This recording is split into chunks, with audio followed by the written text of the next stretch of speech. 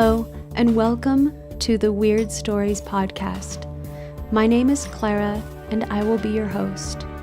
Have you ever had an encounter with a ghost or a fairy or an angel? Have you ever experienced leaving your body or psychic phenomena? There are so many strange stories out there, and they need to be told. My mother has had many experiences, and I have a few stories to tell too. You can look forward to those stories in upcoming episodes. If you have an experience to share, either on the show or privately, please send me an email. My email address is clara@ladyaudio.com. Thank you very, very much. And now, on to this week's episode. Our guest this week is an author, paranormal investigator, astrologer, and psychic. Her name is Jen Devillier. Jen, welcome to the show, and it's a real pleasure to have you here. Oh, thank you for having me. I'm honored to be on. Thanks. I really enjoyed your book, Dark Night Haunting, The Life of a Paranormal Investigator, and the message, or should I say epiphany, that I received from the book wasn't what I expected. And after we talked, I realized that it also wasn't the intention of the book, but I just wanted to lay it out there, so here it is. Basically, it was around chapter 4, and I had a really deep feeling that I wasn't afraid of being myself, but I was afraid of myself. And basically what I mean is that it seems like I've been denying my capabilities as a human with natural instincts and my own intuition. I feel like, we as humans, we all have that. We all have our natural instincts and our intuition.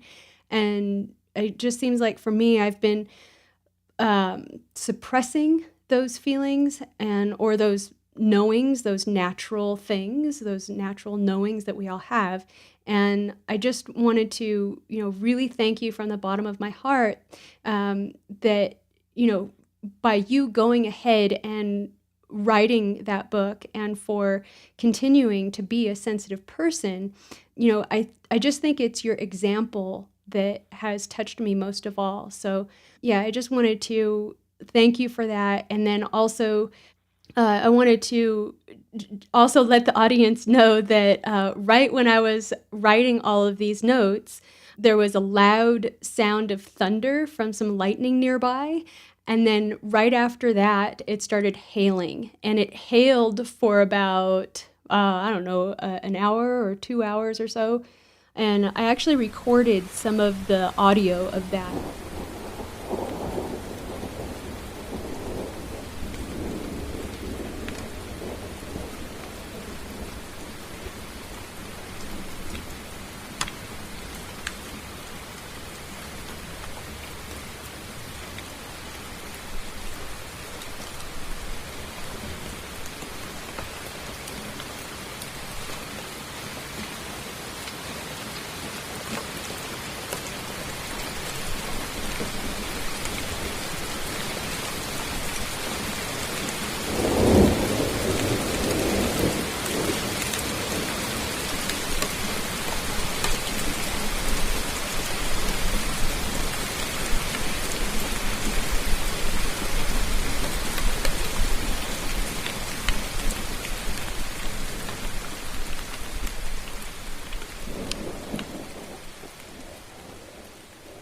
Anyway, just want to let you know that, Jen, and then also let the audience know. Wow, that's pretty incredible. I would say that that's nature affirming, what you were saying. And trusting your intuition is a huge deal. And I think that if everybody, because everybody has it, but most people ignore it or they try to fight it or they just don't want anything to do with it. They don't want to trust it. They argue and try and do something different. And unfortunately, when we don't listen to our inner voice, things don't go right because it's there for a reason and it is there to guide us. And the more we tune into it, the more healthy choices that we make. and the better our lives are. So it's really important. I'm so amazed that you got that message out of it. Even if it wasn't totally my intention, obviously, you know, my guides were helping me to write my book. So who knows what they were intending for whoever was going to be reading it at the time. Yeah. But I'm truly honored and humbled that you were able to get such an important message out of it. Yeah, it was a really important message, and yeah, I really appreciated it. And I don't know what else to say about that, but I'll just go ahead and start in with the questions that arose while I was reading the book too. And one of them was, because you're a seer, I'm sure you have like experienced seeing a situation with like your friends or your family, and you can help, or what they should do, and you want to say something, but they haven't asked you for your help, and saying something may have unwanted or, strange consequences or outcomes. And I was just wanted to ask you, how do you deal with that? Well, it does happen. And unfortunately, the way it works, to my understanding, with the other side, with my guides, with other people's guides, even with my angels, the rule is you can't offer up that information unless they ask you. So, I mean, the only thing I can do is sit on my hands and hope that they make the right choice, because if it's kind of a weird double-edged sword, because if you tell them, it may alter their outcome, but they may do something completely different than what you intended, what you told them. And that may change it in another drastic direction. So it's just one of those things you have to kind of, I'd like to tell them, but it's not in my place to tell them. So you have to sit on your hands and, pull back from the situation. But I've also had situations where I've had someone in the family ask me to do a reading, and then I give them what I'm seeing that's coming up, like in the very near future. And well, that's not possible because this has changed and this has changed. And I'm like, okay, it's fine, and then boom, it happens. And then they come back to me, I can't believe this happened. And I said, you asked me, I told you. Yeah. I don't know what else do you want me to say about it. So it's a tricky situation. There's been many times where I've seen or felt something about somebody, but I can't say anything. So I just hold back, and, I watch it unfold in front of my face, and I'm like, ugh, if I could have said something, what would they have done with it? They may have done the right thing, or maybe they would have done the complete opposite. And then it could have possibly made it worse. It's just one of those things, because free will is the main thing involved in all of it. Yeah. So speaking of sessions, when you give a session, do you ever feel drained afterwards? Absolutely. And it depends on the client. It depends on their question. I've had clients write into me that I can tell that their energy is like absolutely positively insanely hectic, like erratic, because of the, you can tell them the way that they've written it. It's just this vibe that you get of, oh man, this person's a total train wreck, not particularly because of the words that are said, but the way it's written. You can just feel all that tension and anxiety, and it's really hard to sit and concentrate, to do their reading and write it out. And so by the time you get it finished, I'm at the end going, okay, now I need a break. So that's typically when I'll have to get up and walk away from the computer, take a nap, or have a snack, or, something to shake it off, because, sometimes it's really intense. And I have gotten headaches from doing readings as well. So, I mean, it really just depends on the client. I mean, I do a lot of clients every day, And some of them are just, basic questions if they're going to meet somebody, or, are they going to get a job? Um, Easy questions like that. But then you have the other spectrum of, I took care of a client, for example, yesterday that had written in, and her oldest daughter had been told by a so-called psychic that she, not the daughter, but the mother, had major back problems and had major emotional issues, depression, anxiety, and whatnot, and that she was never going to change. And then she was told by another so-called psychic that her two children, which is the age of 12 and 9, that they were going to become drug addicts. And I thought, who does that? Wow. In my line of work, one of our number one rules is do no harm. And I mean, if you're supposed to help people. You're not supposed to, give them doom and gloom. I mean, when I did the reading for the client, then I said, I'm so sorry you experienced that. It, really makes all the rest of us look horrible. Right. And I told her, I said, look, you know who you are, and you have free will.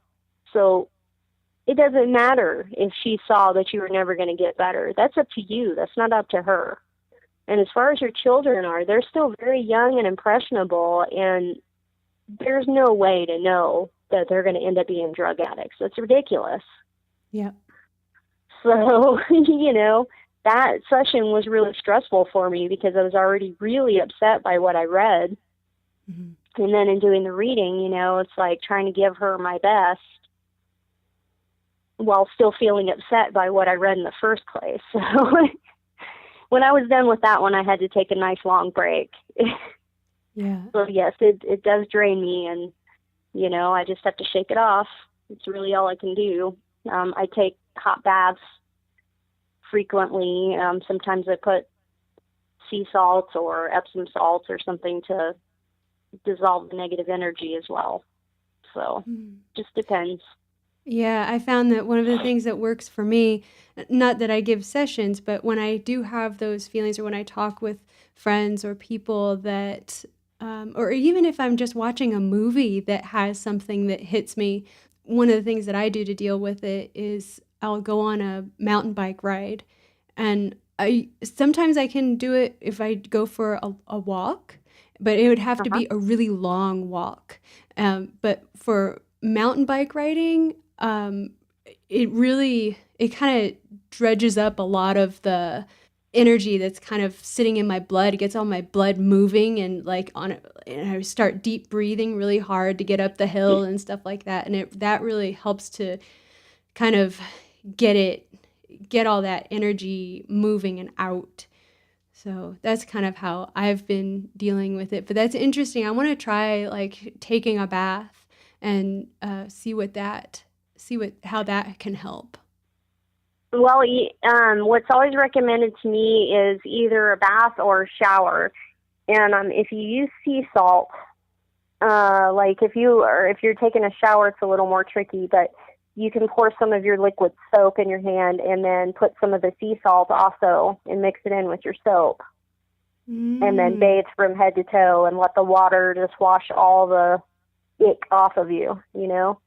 You can just imagine it just going down the drain. And then the same thing with the tub. You can just imagine it just melting away. Yeah. So yeah, that's really good because I know water is a really powerful healer. So, yeah. Mm-hmm. Yep, but exercise is fantastic as well. I occasionally do yoga, so anything to burn off the stress is a good thing. Yeah, I agree. And so I wanted to ask you about Ouija boards. Oh, how do you pronounce Ouija boards? How do you pronounce that? It's actually Ouija, or as I think the Spanish people call it Ouija. Okay. If you talk to any Hispanic, that's basically how they would say it, is Ouija. But for most other people, it would be Ouija. Okay. So, I mean, because if you look at the spelling, there is no E in there. So it absolutely irks me and drives me nuts when people call it Ouija. Like, right, it's not right. even spelled that way. Why are you saying it like that? Yeah, obviously, I haven't researched much about Ouija boards, but I know that there's probably a history about it. So I just wanted to ask you, like, what is the history of the Ouija board, and what are Ouija boards primarily used for? Well, I'm actually not a historian as far as the Ouija goes, but I can tell you that they started making them in the late 1800s. There's always been a fascination, even earlier in the 1800s, with trying to contact the dead. They've used it with mediums, doing seances, and, basically experimental ways of reaching out to the dead. And so Ouija was just one form of being able to do that. Originally, it was to contact people's passed over loved ones. That was the more popular thing. It wasn't in trying to contact any ghost. That's more modern times. And it's really funny because until the more recent years, I would say in the last 20, 30 years, all these stories have generated from using the board, or so they say. But prior to that, nobody ever complained about having evil things happen in their home, or having bad luck, or all these different things that people claim happen after they've used a Ouija board, which could easily be caused by other things. But it was mainly back then in the late 1800s was the spiritualists that like to use different divining tools, and that includes the automatic writer, which looks like a giant planchette, only you stick a pin through the middle of it, and supposedly spirit can come through and guide your hand and write things and draw things. So, you've got a couple different aspects. And now, of course, in modern times, we have all these different ghost hunting tools. And so now people use Ouija and even the automatic writer to talk to general ghosts rather than just trying to reach particular loved ones. They want to reach out even further to whoever they can get. And it wasn't really until, religion took hold of it and decided that this was evil and it's bringing demons through, and this, which I still can't verify that that's even true. Again, it's not until the more recent years that people started to claim that things were happening and stuff. And, you have the movies like The Exorcist, where she used the Ouija board and then all hell broke loose, right? Mm-hmm. And so from there on, pretty much, people have been, kind of freaking out about Ouija and calling it a portal. But the thing about Ouija is it's a tool. It's either a piece of cardboard, like Parker Brothers makes, or Hasbro, or a piece of wood if somebody's made it, homemade, like the ones that I've made in the past, been wood. And they're very benign. I guess what happens with people is their intent may be not pure when they're using it, or maybe they're using it with someone else that isn't. They're not using any protection, perhaps. Mm-hmm. I don't really know what these people are doing that they're claiming activities happening afterwards, but what I can tell you is that it is a tool, and it's no different than using an automatic writer. It's no different than using other paranormal investigation pieces of equipment, K2 meters, voice recorders, anything. Even a person that walks into a haunted place that says, touch me, or, have some kind of physical contact, if they're asking for some kind of physical contact, you're inviting that ghost to do whatever they want to you physically. So which to me is actually infinitely more dangerous than a Ouija board. But either way, any of these things can cause a portal to open.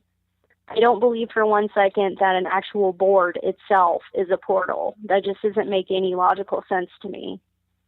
In fact, any of the portals that I've ever experienced in my life have been in places, not in items. So, it is opening the doorway to spirit communication, but so are all the other ways. So you mentioned about protection. What do you mean by because my next question was going to be if you could describe what a typical Ouija board session is like. But when you mentioned protection, I was like, oh, I wonder what that is. Like, so what is the protection that you need when you start using the board? Well, it's going to really greatly depend on what your spiritual view is. Christians may want to reach out to God or their angels.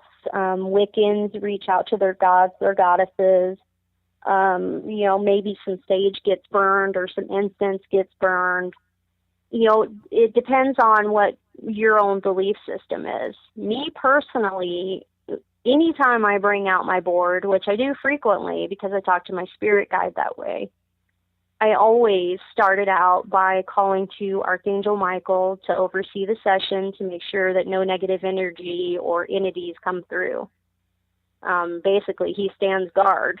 So I'm sure that nothing nasty is going to come through.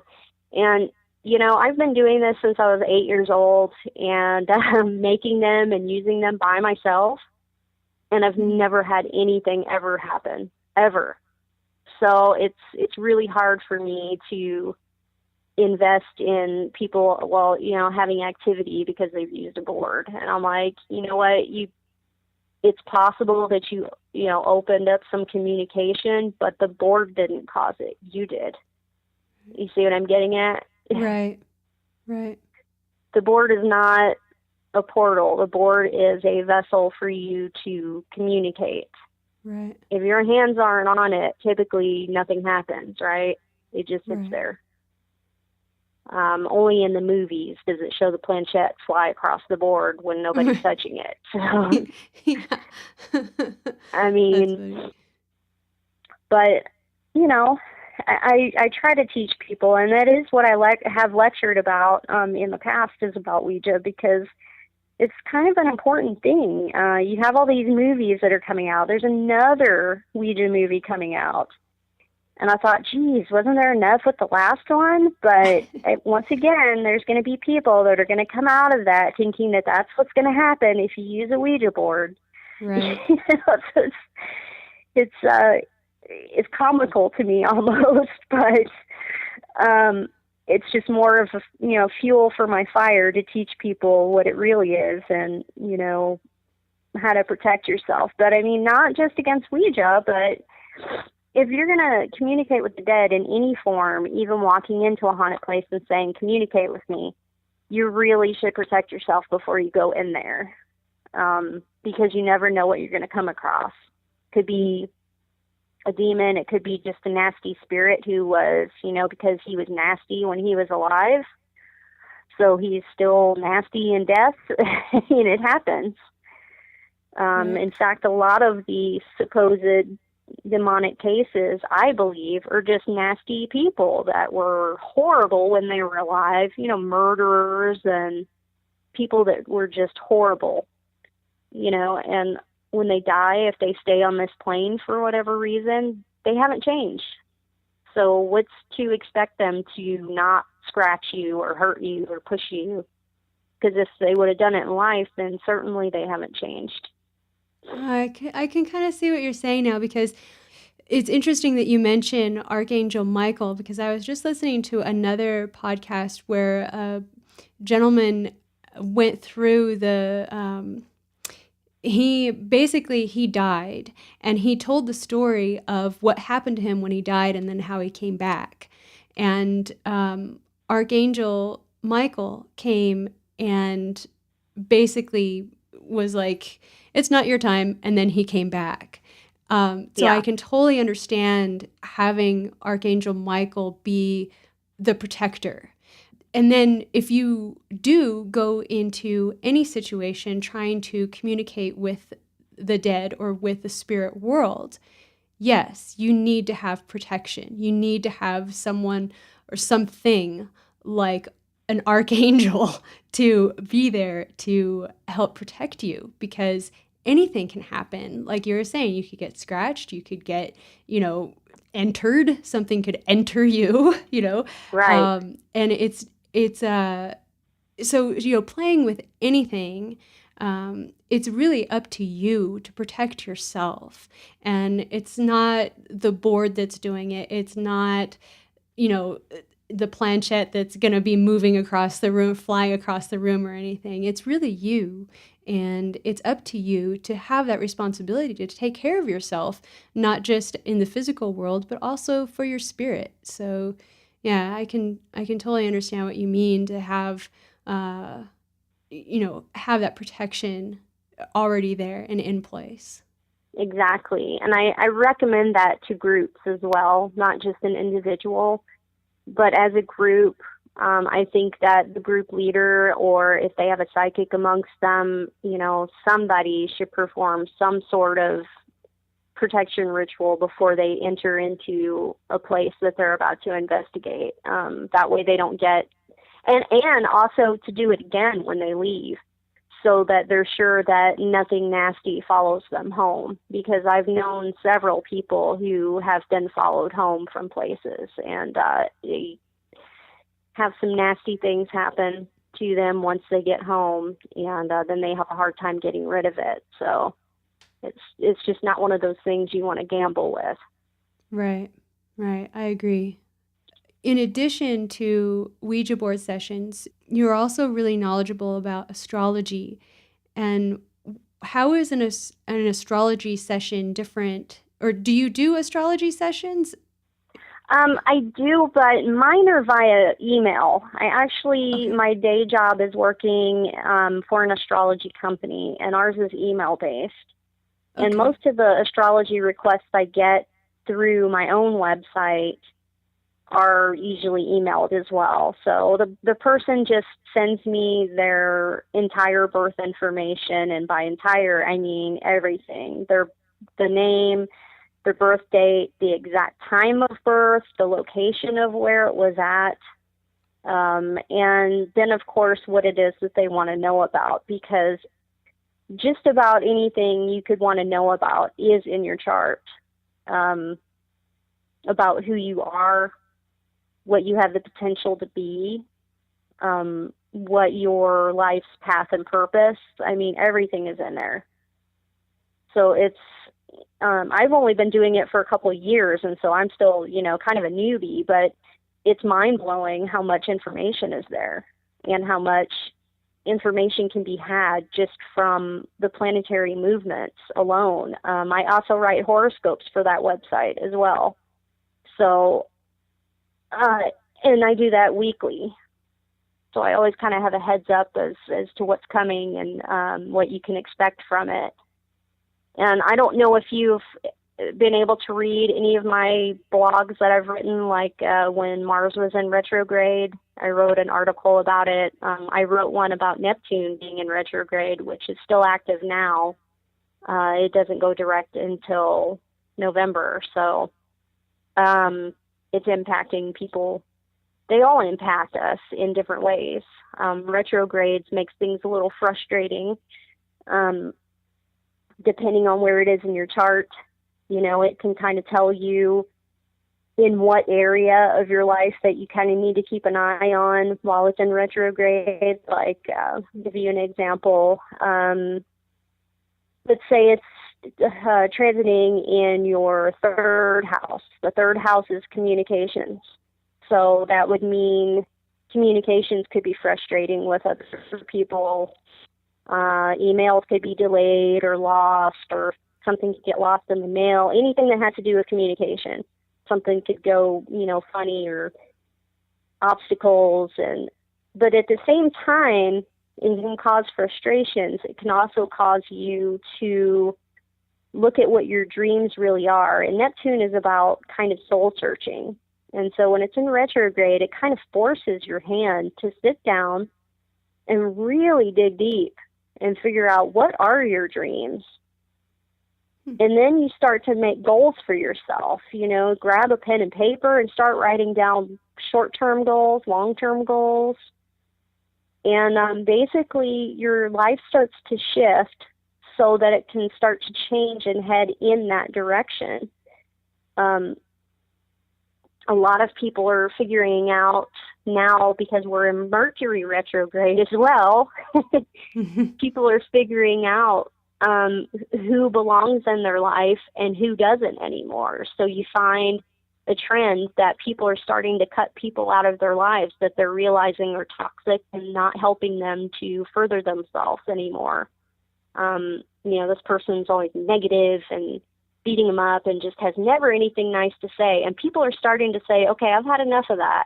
And they're starting to cut those people out of their lives. So, it's bringing some fairly important changes, and it's going to affect everyone. So astrology it's amazing. I used to be terrified of it. And I was like, oh, it's just so hard to learn. I don't understand any of it.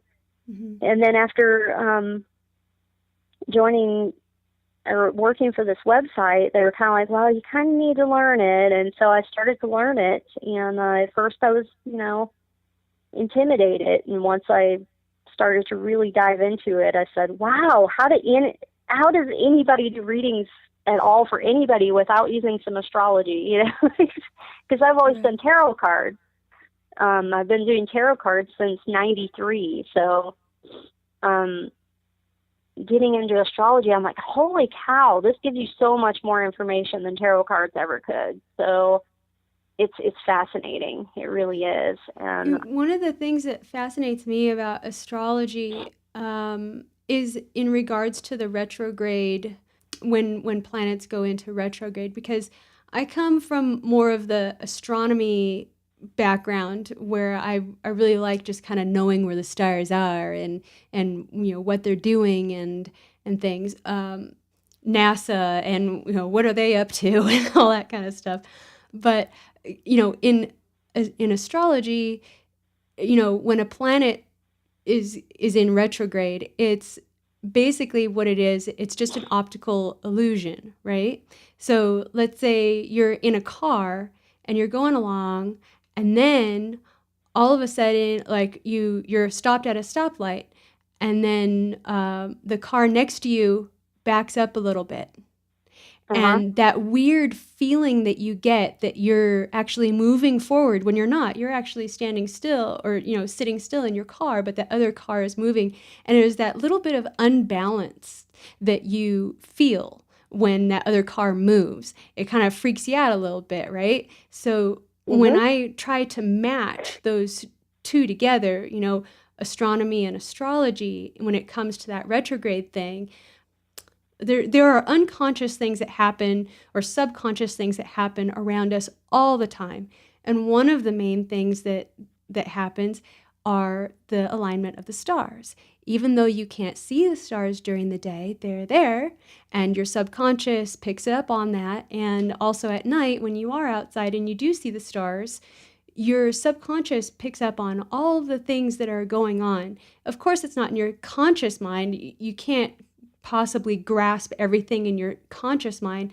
That's why we have our unconscious and our subconscious. So when these optical illusions start happening in the sky, with a planet moving in a different direction than what you're used to having it go, then that's when different things in your body start picking up on that. And that's when you're saying, okay, if it's this particular planet and if you're this particular sign or whatever, it's going to affect this communication or another topic or something like that. So there are like a myriad of things that can go on depending on who you are, when you were born, all that kind of stuff. Your body and this has been said before for, from sages to sages, we're made of stardust. And so we pick up on what the stars do. We pick up on all these little nuances that our bodies, our subconscious, our cellular bodies all pick up on whatever's happening in that kind of outside world. So it's kind of like bridging that gap between science and myth. In other words, it's like you're kind of, when something goes into retrograde, it doesn't necessarily mean like something weird is happening or whatever.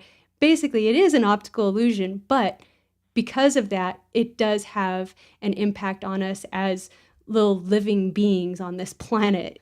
So. Right.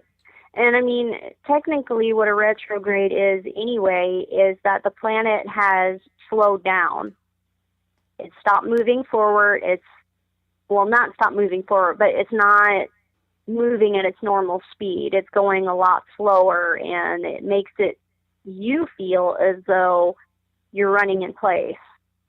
Like you've got somewhere to go, you got something to do, but you just can't seem to do it. It's like your wheels are turning, but you can't go anywhere. Yeah, that's the feeling it typically gives. And of course, each planet is unique as far as what each planet means. I mean, Neptune involves your dreams and your deepest desires, but it also can cause delusions or illusions. When it's in retrograde, it could disillusion you. Perhaps you thought that something was, a certain way, and then all of a sudden, boom, you see it the way it really is, and you're like, whoa, that's not at all what I thought, I mean, so it's an eye-opener on many levels. And Mercury is usually associated with thinking and getting to the core of problems and coming to a conclusion, coming to some kind of insight. And so when it's in retrograde, it kind of slows it down and forces you to focus a little more than you typically do. It's like almost a forced slow down. And but it also causes crazy interferences with electronics, which is totally bizarre, but it's totally true.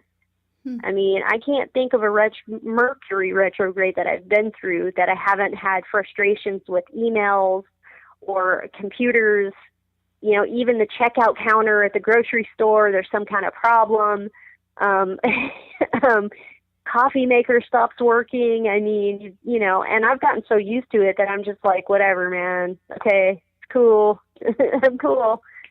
So yeah, I haven't really ever experienced that, or maybe I have, but I just haven't been aware of it.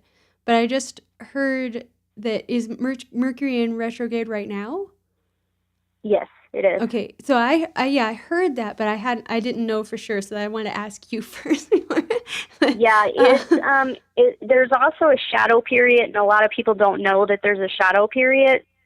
And the shadow period is when it's beforehand, is usually like a week or so beforehand, before it starts, and you start to kind of pick up on some things that are just kind of going wonky, that you're sort of like, what's going on here? But they're not like, major or life altering.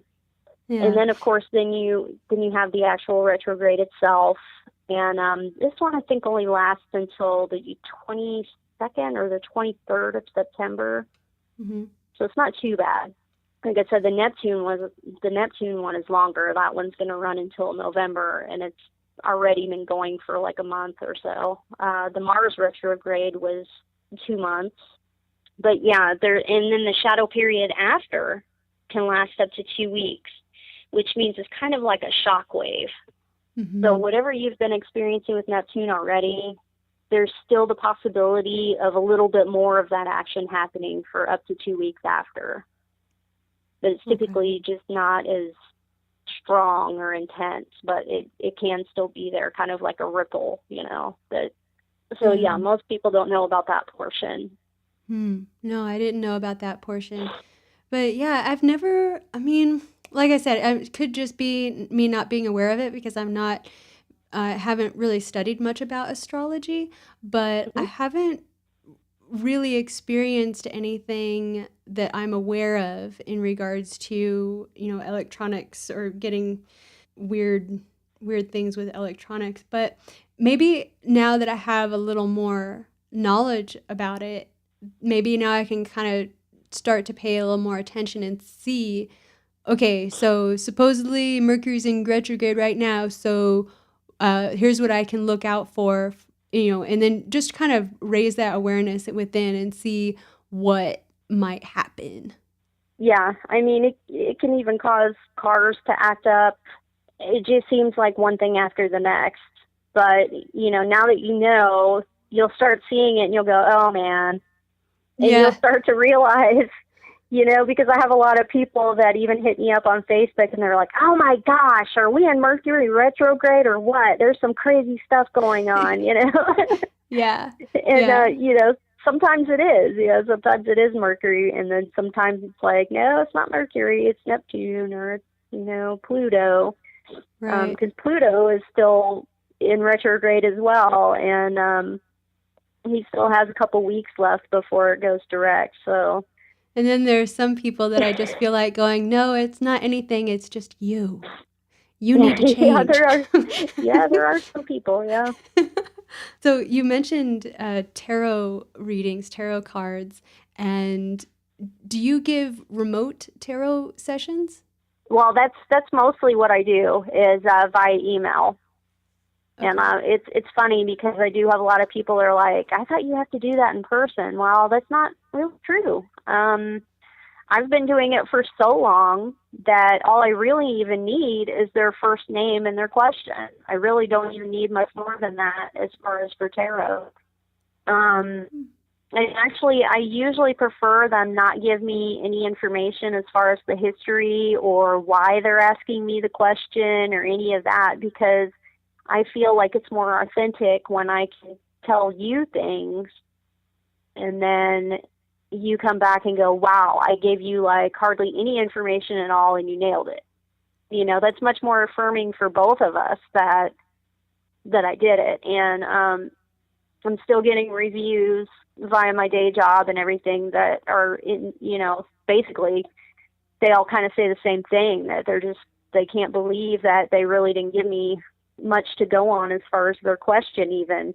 And I was able to pull up a bunch of information and tell them, and they're just, it's flooring. But I've been doing it for a long time. So Yeah. for me, I connect with my spirit guides, I connect with my angels, and they help me to help the client. So Yeah. it's kind of a group effort.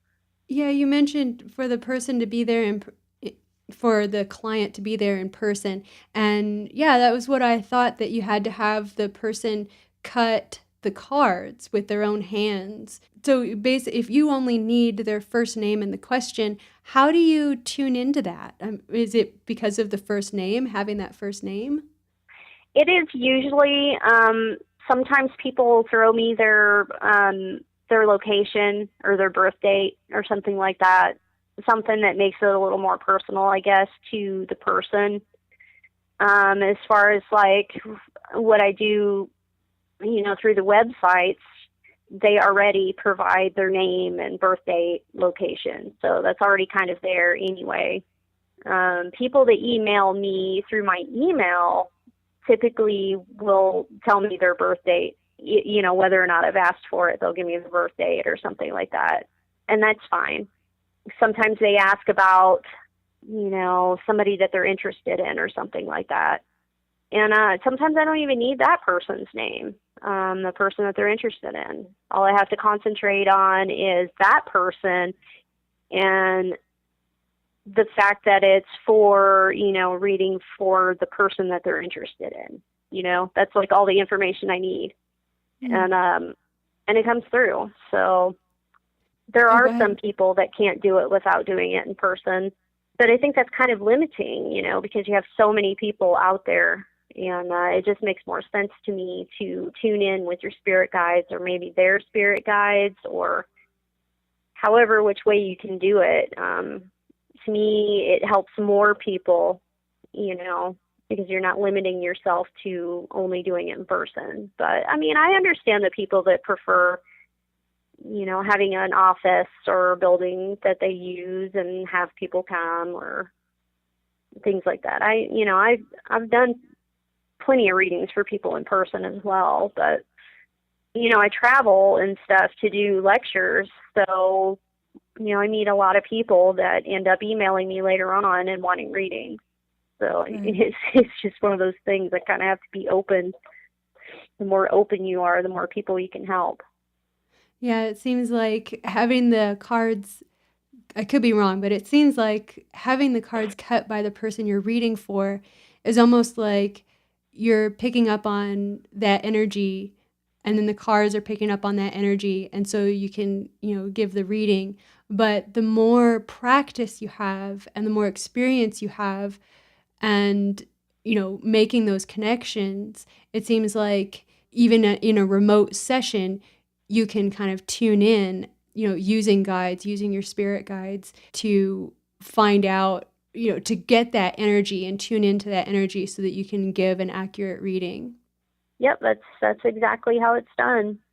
Okay, and so now I have another question. I'm really excited about this. Have you ever had any experiences with fairies? And will you please tell me one of your fairy stories? I absolutely have.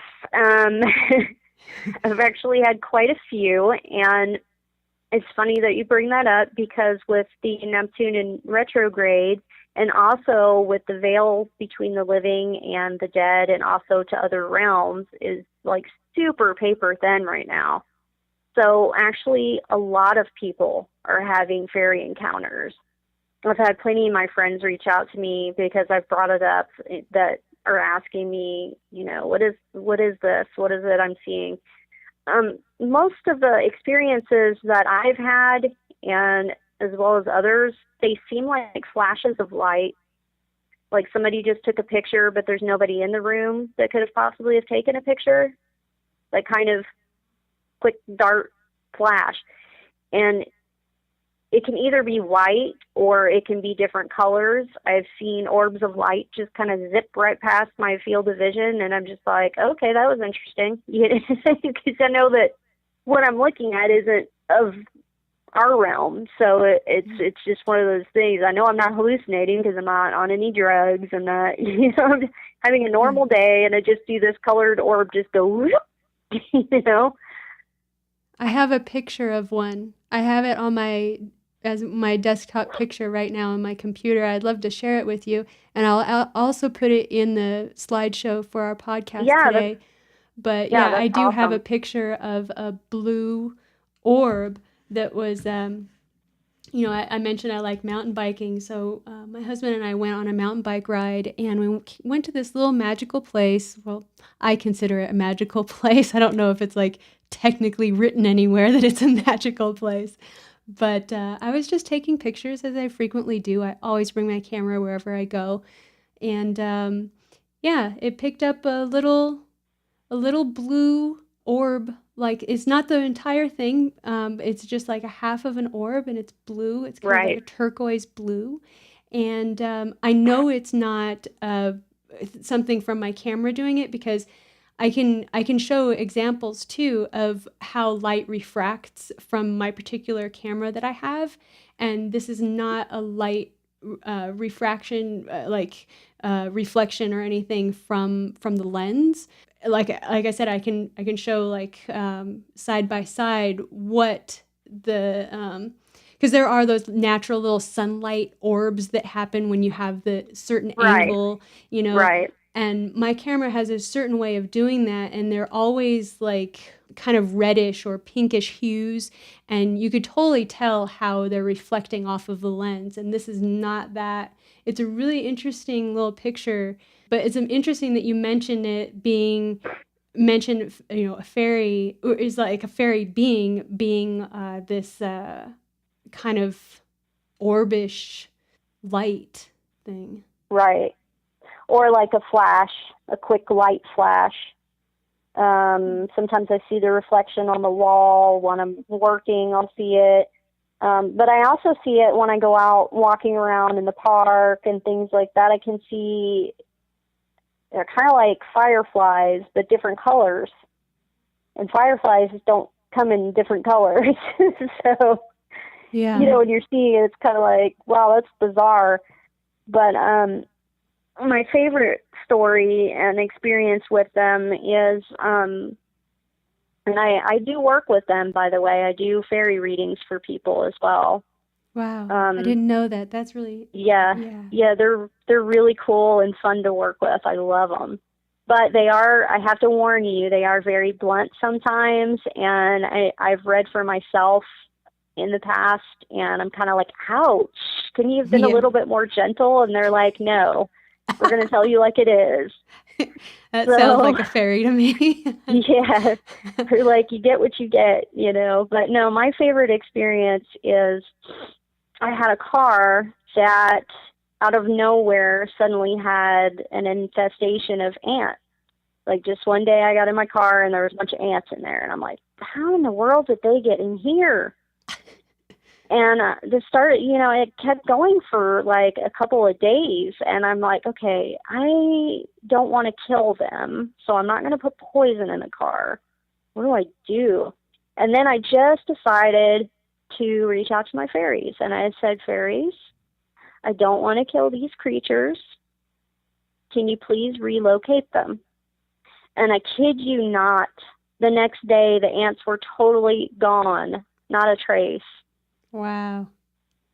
And I truly believe that it was the fairies that relocated them.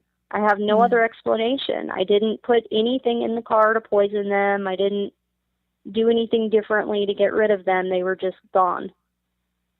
Wow. So, yeah, so I totally give them the credit for that.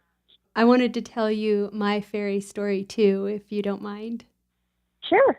Okay, it's really short. I was walking with my husband, as we frequently do in the evening time, and I had heard a story a long time ago. When you're walking along and you see a little gentle whirlwind of leaves, those are little fairies playing with the leaves, and you should always tip your hat as you walk by. So we were walking, and I saw one of those little whirlwinds of leaves just, spinning around, and it happened really quickly, like all of a sudden right in front of my steps, and I stepped on it. And my husband and I were talking, and I didn't tip my hat. It was a little girl when I heard that. So, it's one of those things you always remember through your entire life. So I remember not tipping my hat. Even though I wasn't wearing a hat, I always put my hand to my forehead or something to kind of emulate me tipping my hat. And I didn't do that. And then we kept walking. And it was about 5 to 10 steps later that my shoes were untied. Huh. So I was like, okay, I'm sorry. I stepped on your whirlwind and I didn't appreciate your presence there by tipping my hat. I am so sorry. And I bent down and I tied my shoes, and I was just like, I'm so sorry. And I thank you so much for you bringing this to my awareness. I will never, ever again step on one of your whirlwinds, and I will always tip my hat to you. So that's my fairy story. Wow, that's pretty funny. Yeah, they can be pranksters sometimes, that's for sure. Yeah. I don't know about the hat tipping thing. I hadn't heard of that before. That's pretty interesting. But, giving them thanks is always a good idea. They are out in nature. They are the ones taking care of the animals. And if anything ever happens to a pet that you have, you can always ask the fairies for help. They're always around. All they really ask in return, aside from us being grateful, obviously, they want us to treat the earth better. They want us to pick up trash that we see, things like that. simple Yeah. things that impact the world. So, that's what they want in return. Another question I had for you was in regards to angels and fairies, and not speaking of archangels like Michael, but what do you think the differences are between angels and fairies? Because I've heard similar things about angels and fairies. They can be pranksters, they can be really, like you were saying, they can be really blunt. Um, and I just wanted to ask you what your take was on the differences between angels and fairies. Well, to my knowledge, because I've worked with both, they're not really from the same energy source, if that makes any sense. I'm not even sure they're from the same realm, to be honest. There's so many different realms that there's more than we even know, I think. There's the realm of where spirits go that have crossed through the light, that there's still the realm that the ghosts go, which, the difference between a ghost and a spirit is that a ghost is still here, but at the same time, they're still on a different platform. They're here, but they're not here. Does that make sense? Yeah, it does. It does. It's like I can't just reach out and touch one of them because they're still on a little bit different level than what we are. And then you have the realm of where demons and angels are. Then you have the level of where other beings are, like UFOs, cryptids. That, I think, is the same realm that not angels, the fairies would be located in. I think they kind of fall along those same lines. Gnomes, trolls, all those types of things. Those are all kind of in the same category, really. So I think they kind of come from the same place that cryptids come from, whatever realm that may be. That's the way I see it. They're not in the same realm as the angels. The angels are actually from what I like to call the source, other people call God. I don't see fairies as coming from that same place. So in that way, to me, they're different. I've never had any angels play any pranks on me, like, ever. They're always pretty straightforward, and they're like, this is what you need to do. They push me to do things. They give me answers and signs and all kinds of stuff. Fairies are a little bit different.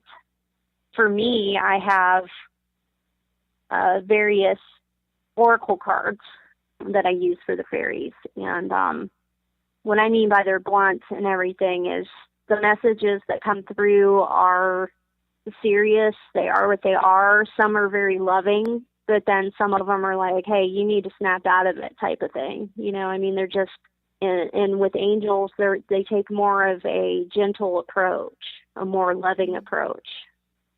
So, I don't know. Those are the differences that I've noticed in working with both. Yeah, I definitely wanted to ask you about the differences because I can see the similarities in the stories that I've read about each. A lot of people will see angels as orbs, as colored orbs. They're winged. A lot of people will put wings on fairies as the same what they do with angels. And then in other stories, angels don't have wings and fairies don't have wings either. And, they live between, in another realm. A lot of people believe they live between this world and the world of the dead. And so it's just kind of like, I can see the similarities, but I wanted to, ask you what you felt the differences were.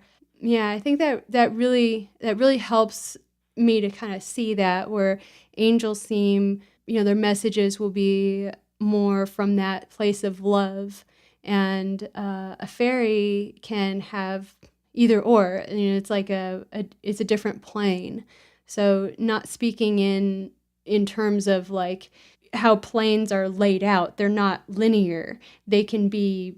It's so hard for us as humans, especially, just me trying to explain it right now. It's like there are all these different realms and they're not necessarily, they're not linear. So it's like, I'm alive now and now I'm in between life and death and now I'm dead. And, it's like, it's a lot more complicated than just like this linear pattern. A little bit earlier, and then also in our pre-interview, you were talking about the veil is thin right now. And if you could just like explain a little bit more about what the veil is and why is it thin right now? The veil is kind of like a membrane. It's to keep the dead where the dead go and to keep the living where the living are. And that's not to say that no one can, penetrate through and connect, because obviously we can. However, that veil has become exceedingly thin, and as such, many more people are having experiences, including people that are skeptical, people that maybe believe that they never had any experiences before, and now all of a sudden they're having experiences. I have people contacting me almost daily telling me about stuff going on in their house, and they've never had stuff happen in their house before, and yet all of a sudden here it is. I have a ghost attachment right now, and I'm fine with him. He's peaceful. He's not causing me any harm or anything like that. He just feels safe with me and chooses not to go. I keep trying to push him to go. The angels keep trying to push him to go. But yeah, it's the same as with the living. He's still a person, and so he still has free will. He can stay if he wants, or he can go. Honestly, I do what I can to keep him safe and away from negative entities that may try to, hurt him or abuse him, and because he suffered enough of that when he was alive. So he's been gone for 20-something years. So the way he died was very mysterious. It hasn't been solved yet. So, but in any event, he identifies with me. He knows I identify with him, and so he feels safe with me, and that's where that is. But before that, I've had plenty of encounters with the dead, obviously, throughout my lifetime, but right now it just seems, I don't know. I don't know how to explain it. It's like, in my life, it's normal to see, some random ghost just walking through. It's just kind of like, oh, okay, whatever. For me, it's normal. Mm-hmm. But for other people, it's not so normal, and it's starting to happen to them, and they're just sort of like, Jen, what's going on? Mm-hmm. Things are going missing, that a few minutes later they reappear, I mean, with the veil being thin, that membrane is thin, and it makes it much, much easier for the dead to come into our world than it was before. They could before, but they couldn't be quite as active as they are now. And they seem to want to interact with people more than they used to. Instead of keeping to themselves, they're sort of, and I kind of wonder if maybe because there's so many paranormal investigators now that have, it's grown within like the last 10 years alone. It's become huge, right? There's paranormal investigators everywhere now. Yeah. And I can't help but wonder if maybe we, as a collective, have made the veil thinner. Because we're all trying to connect with the dead now. So that veil became thinner, right? So now they're all coming through more. And I can't help but wonder if there's some kind of connection there. But in any event, it's also waking skeptics up, and skeptics are going, okay, now I believe something's going on. So, I mean, like I said, the veil is just like a membrane that stands between our world and theirs. And they're now coming through a lot more, as if there's no doorway. It's just, they walk on right on through. And does the veil, is it between our world and like all of the other worlds, or I think it might be, because we were just talking about the fairies and everything too. They're more active than they have been as well. So it does make me wonder. And I've also noticed from the cryptid side of things, there's more cryptid sightings than there have been. So I kind of think that maybe it's all related. I think maybe that same veil may be I don't know, maybe there's one massive doorway in our universe that we just can't see, that's that veil, and whatever it was that was keeping all these experiences from flowing or just all of a sudden like gushing. It's very bizarre. I wanted to say that I can't believe I'm actually sitting here and talking with you about this. Like, it's one thing to talk with, some people about it, but with someone like you that has a lot more knowledge than I do about these things, it's really an honor to get to talk with you and ask you all these questions that not only came up when I was reading your book, but have, come up in the past too, like, what are the differences between angels and fairies? And so it's really cool to get to talk to someone about this stuff and not like have to try to explain things. And yeah, this is really, really cool. I can't believe I'm actually sitting here doing this. Well, I think it's really cool that you wanted me to be on the show and talk about these things. A lot of people want to talk about the dead, but not everybody wants to talk about the other aspects of it, astrology and things. Some, they just kind of pick and choose. And it seems like we've covered quite a few topics, and it's been really interesting. I'm not used to having such an interesting podcast, Usually it's focused in one area or another. This one's been wide open. I think that's really cool.